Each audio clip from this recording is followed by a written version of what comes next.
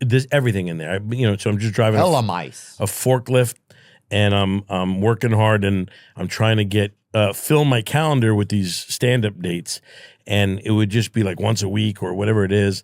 And then my brother called me one night, and he goes, "What are you doing tonight?" And I go, "I'm staying home." And he's like, "What?" Because you have to sign up for open mic nights. Yeah, you got to sign up sometimes in advance or that sort of thing. You got to get there early. He's like, "Why aren't you out at the club tonight?" And I go, "I didn't get a spot." He's like, "That doesn't matter. So what? Why aren't you going out there making something happen? Go look, and somebody falls out, or you meet somebody or talk to somebody." And I'm like, all right. And I went that night, and I met somebody, and I became like my first agent. And so he was right, man. He helped me, a lot in that. And he was cool with helping me out. And he was the funny one, you said? Yes, he was. I mean, we're all funny. The whole family was funny. He was the first one to start it, to get going that direction. Because it's interesting how like that happens. And I was like, like my brother was a funny guy, and so I think that's why, like, why I wanted to be like that. I think you're just trying to like. Did your brother do stand up? No, he was just like probably just desperate for attention like me, but he was also he was a funny guy. Right.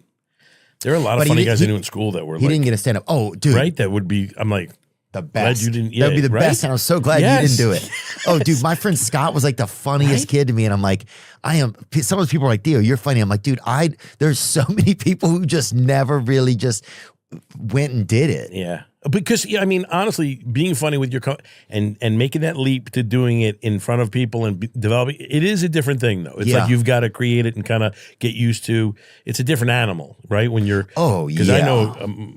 My buddies are so funny. I got a buddy who's so funny, but when he doesn't, I go, do that impression in front of someone else.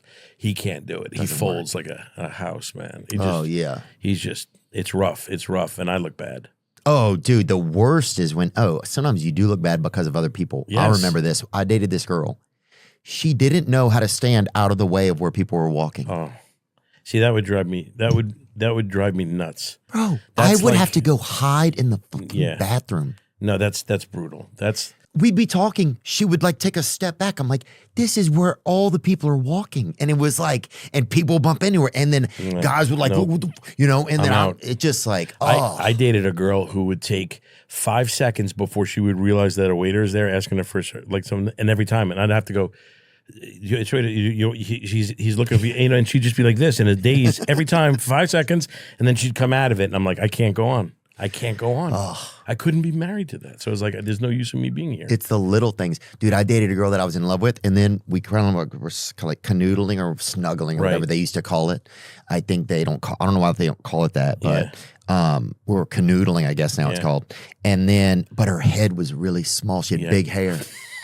And her head was so small. Yeah. And I was like, Did you like that though? Or you just was like, it was a point where you go, I want to help her and be with her, or or is it like that small, or like no, like how small though?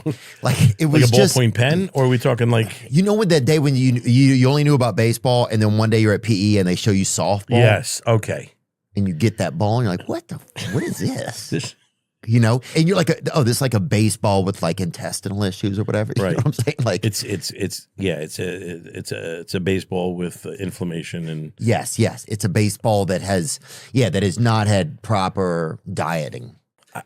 My heart melts for the physical things more, but I dated a girl once who would just say the phrase "rattle your cage."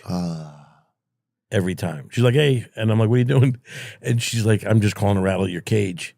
And I'm like, I can't go on. Yeah, dude. That's a buddy of mine's joke. He sucks. Oh, it is? Oh. Well, it happened to a buddy of mine, but that is a thing that I would literally get out of. Yeah, I'd be out. Wouldn't that be something like that? She goes, hey, just calling to rattle your cage. I would fucking rattle my phone against the wall. I would rattle my freaking head out off a balcony. I love it. Dude, yes. I would also, I dated a girl. We would be sleeping. She'd get up in the middle of the night, put a bunch of M&Ms